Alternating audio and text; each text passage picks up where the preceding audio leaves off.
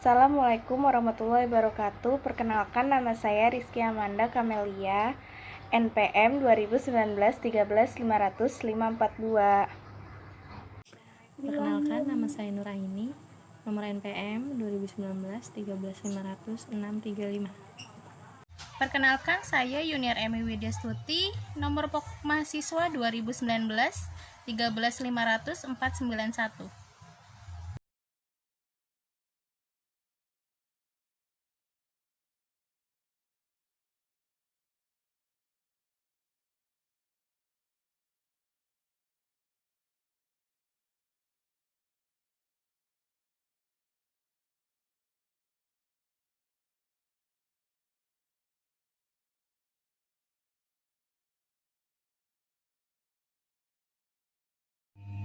Definisi asam basa menurut para ahli.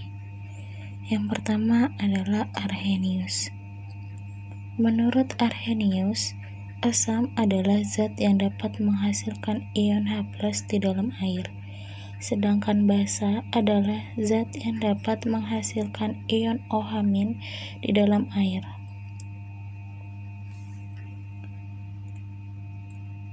Konsep asam basa menurut Arrhenius dapat dilihat dari ion yang dihasilkan ketika suatu senyawa dilarutkan ke dalam air.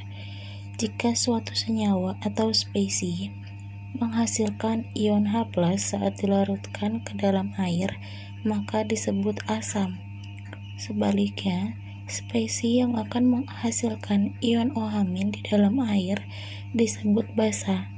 Contohnya HCl berasal dari H+ ditambah Cl-. CH3COOH berasal dari CH3COO- ditambah H+. KOH berasal dari K+ ditambah OH-.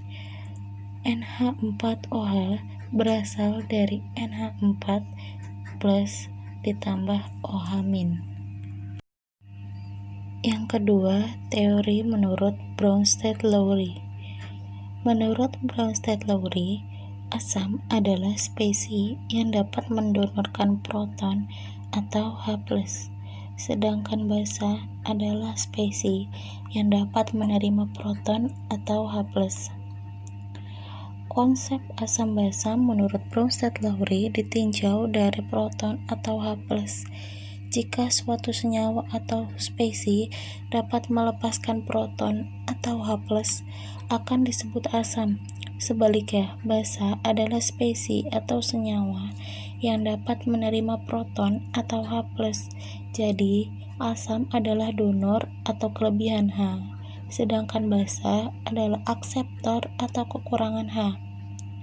Dalam teori asam basa Bronsted-Lowry dikenal istilah pasangan asam basa konjugasi. Pasangan asam basa konjugasi adalah pasangan senyawa yang memiliki selisih H sebanyak 1. Contohnya H2O berpasangan dengan OH- atau NH3 berpasangan dengan NH4. H2O ditambah CO3 yaitu OH- ditambah HCO3. H2O adalah asam 1, CO3 adalah basa 2, OH- adalah basa 1, HCO3 adalah asam 2. HPO4- ditambah NH3 yaitu PO4- ditambah NH4 plus. HPO4 adalah asam 1 ditambah NH3 adalah basa 2, PO4 adalah basa 1, NH4 plus adalah asam 2. Yang ketiga adalah teori menurut Lewis. Menurut Lewis, asam adalah spesies yang dapat menerima pasangan elektron, sedangkan basa adalah spesies yang dapat memberikan pasangan elektron. Konsep asam basa menurut Lewis ditinjau dari pasangan elektron. Jika suatu senyawa memiliki pasangan elektron bebas, maka senyawa disebut basa. Jika tidak memiliki pasangan elektron bebas, maka senyawa disebut asam. Contohnya, NH3 ditambah HCl, yaitu NH4Cl.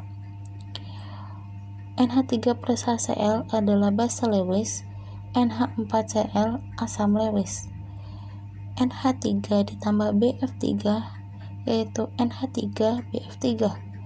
NH3 ditambah BF3 adalah basa Lewis, NH3BF3 asam Lewis. NH3 disebut basa Lewis karena memiliki satu pasang elektron bebas di atom pusatnya. Sepasang elektron bebas itu digunakan bersama-sama untuk berikatan dengan HCl atau BF3 yang tidak memiliki pasangan elektron bebas. Yang pertama, saya akan menjelaskan tentang larutan asam. Larutan asam secara umum merupakan senyawa kimia yang bila dilarutkan dalam air akan menghasilkan larutan dengan pH lebih kecil dari 7. Asam adalah suatu zat yang dapat memberi proton atau ion H+ kepada zat lain yang disebut basa, atau dapat menerima pasangan elektron bebas dari suatu basa. Suatu asam bereaksi dengan suatu basa dalam reaksi penetralan untuk membentuk garam. Contoh asam adalah asam asetat. Pada tabel di sebelah kanan ada macam-macam sumber dari asam.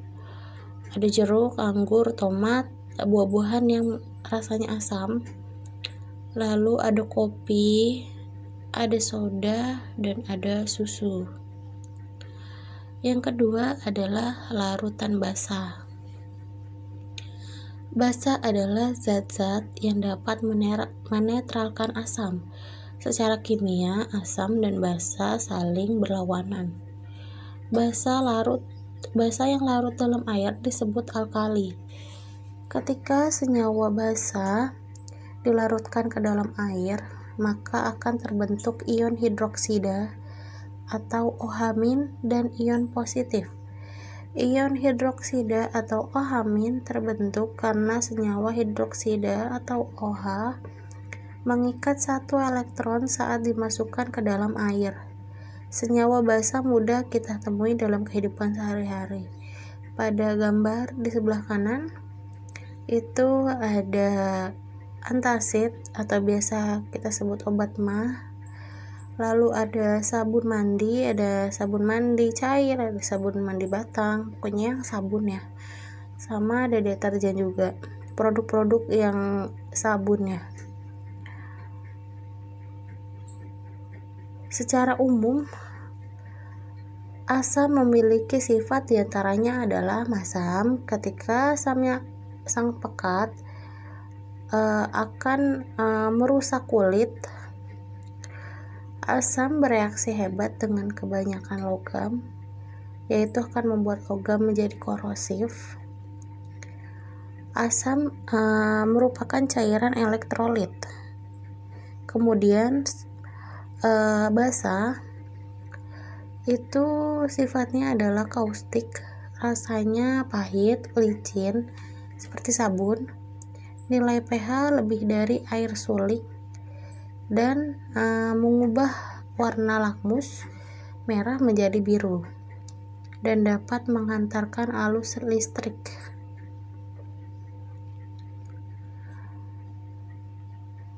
Banyak sekali larutan di sekitar kita, baik yang bersifat asam, basa maupun netral. Bagaimana cara menentukan sifat asam dan basa larutan secara tepat? Indikator yang dapat digunakan adalah indikator asam basa. Indikator adalah zat-zat yang menunjukkan indikasi berbeda dalam larutan asam, basa, dan netral. Indikator asam basa ini bisa berupa indikator buatan dan indikator alami. Indikator universal merupakan campuran dari berbagai macam indikator yang dapat menunjukkan pH, atau power of hydrogen, suatu larutan dari perubahan warnanya. Untuk menunjukkan keasaman dan kebasahan, bisa kita lihat pada rentan pH 1-14. Pada tabel di sebelah kanan, ada rentan pH, keterangan, dan warna. Rentan pH kurang dari 3 menunjukkan keterangan asam kuat, yaitu berwarna merah.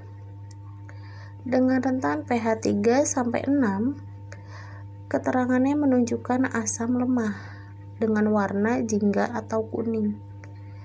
Rentan pH 7, keterangannya yaitu netral, warnanya hijau. Rentan pH 8-11, keterangan yaitu basa lemah, warnanya biru.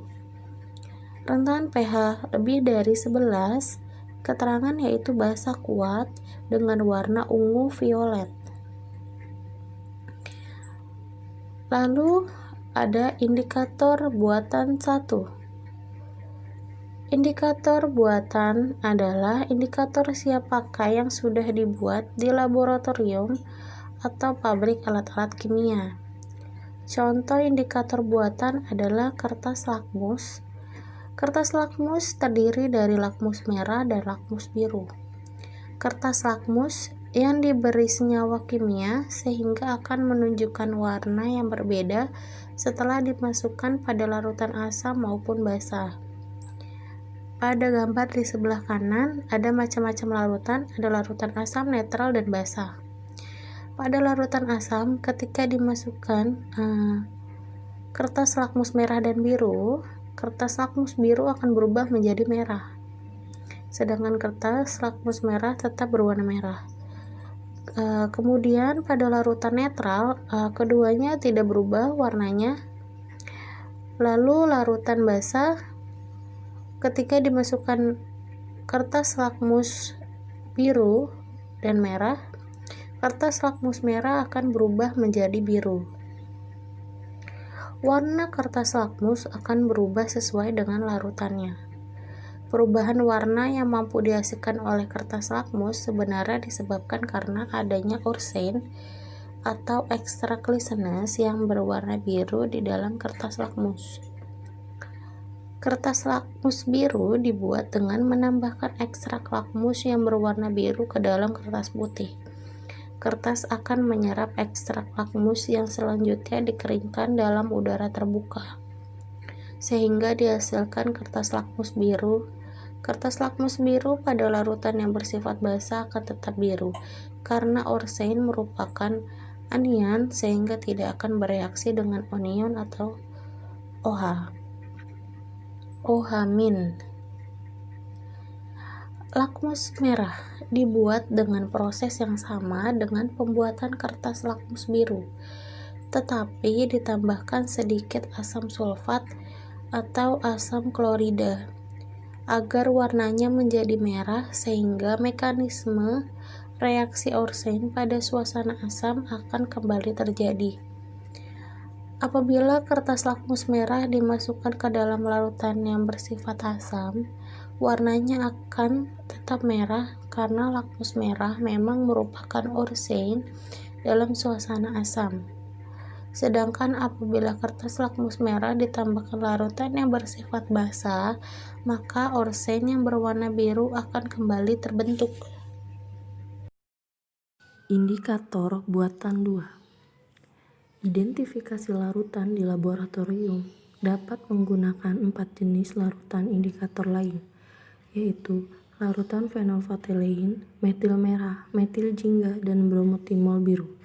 Larutan indikator ini tidak seperti indikator lakmus yang mudah penggunaannya. Warna-warna yang terjadi pada larutan indikator jika dimasukkan ke dalam larutan asam dan basa agak sulit diingat.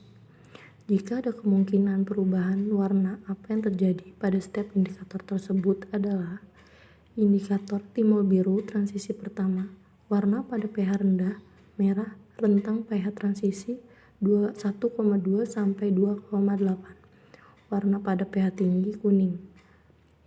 Metil merah, warna pada pH rendah merah, rentang pH transisi 4,4 sampai 6,2. warna pada pH tinggi kuning. Bromotimol biru, warna pada pH rendah kuning. Rentang pH transisi 6,0 sampai 7,6, warna pada pH tinggi biru. Timol biru transisi pertama, warna pada pH rendah kuning. Rentang pH transisi 8,0 sampai 9,6, warna pada pH tinggi biru. Fenolfatelein, warna pada pH rendah tidak berwarna. Rentang pH transisi 8,3 sampai 10,0, warna pada pH tinggi ungu. Fenolfatelein biasanya digunakan sebagai indikator keadaan suatu zat yang bersifat lebih asam atau lebih basah. Prinsip perubahan warna ini digunakan dalam metode titrasi. Fenolfatelein cocok untuk digunakan sebagai indikator untuk proses titrasi HCl, HCl, dan NaOH. Fenolfatelein tidak berwarna atau bening dalam keadaan zat yang asam atau netral, namun akan berwarna kemerahan dalam keadaan zat yang basah, tepatnya pada titik pH di bawah 8,3.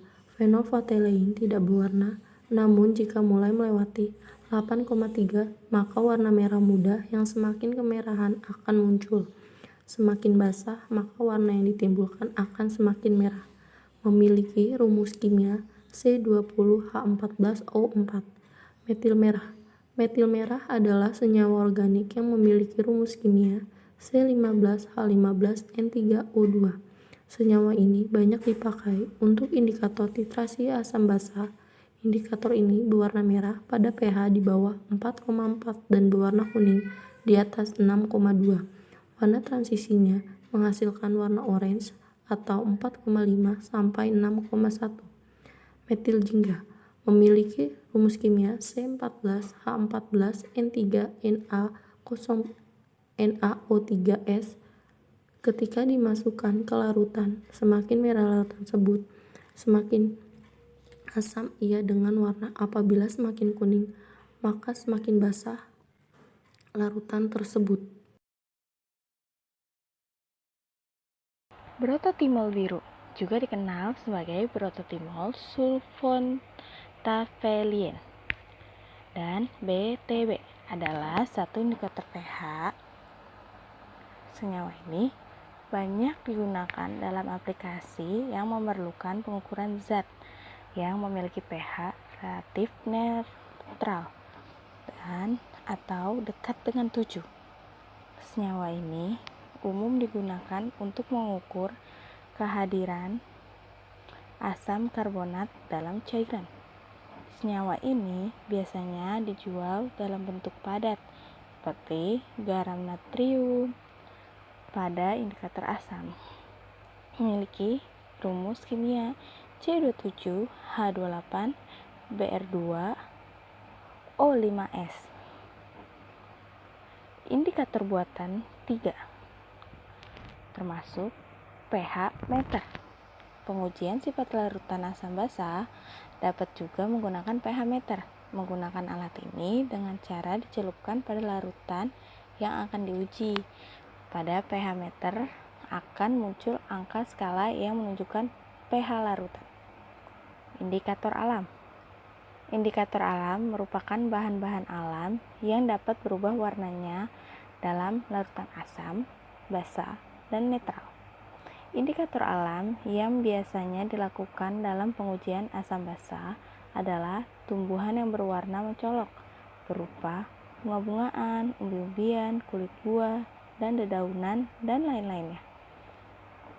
Perubahan indikator tergantung pada warna jenis tanamannya, misalnya kembang sepatu warna merah, terus kunyit dan kol ungu.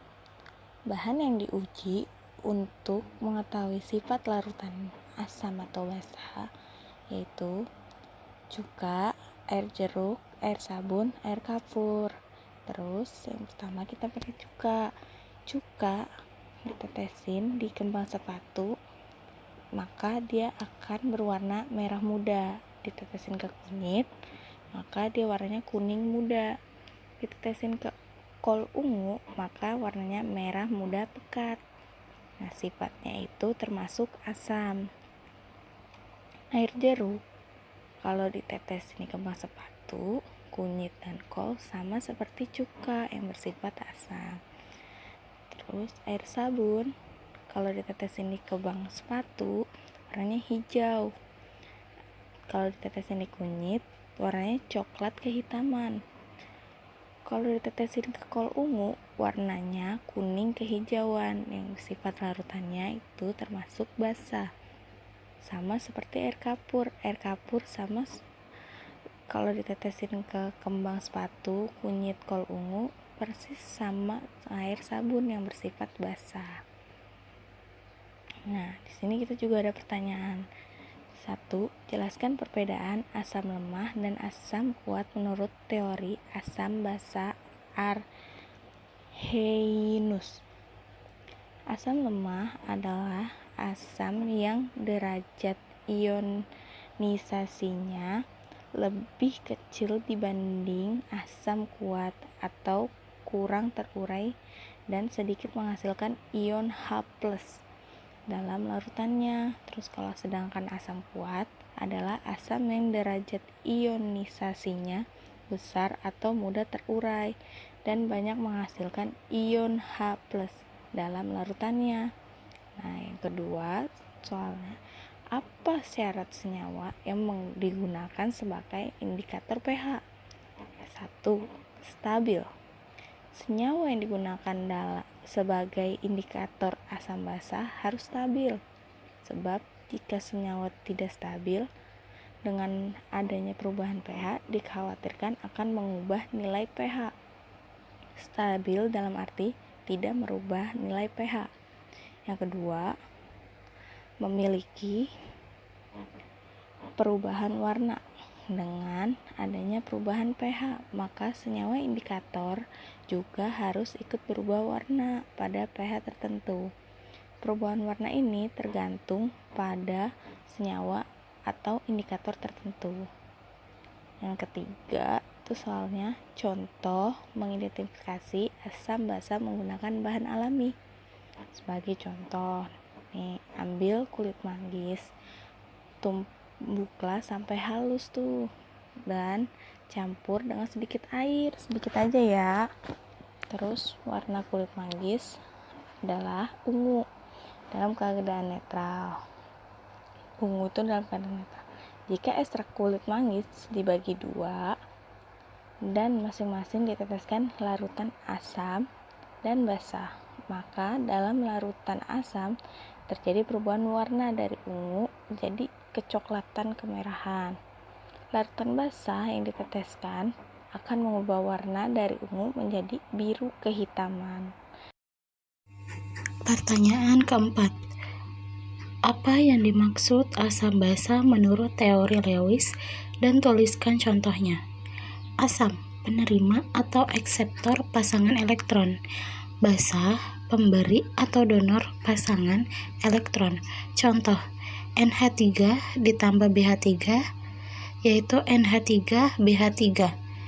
NH3 plus BH3 adalah basa, kemudian menjadi NH3BH3 yaitu asam. NH3 memberikan pasangan elektron bebasnya ke BH3 tidak oktet. Pertanyaan kelima. Jelaskan kelebihan teori asam basa Arrhenius, Bronsted-Lowry, dan Lewis.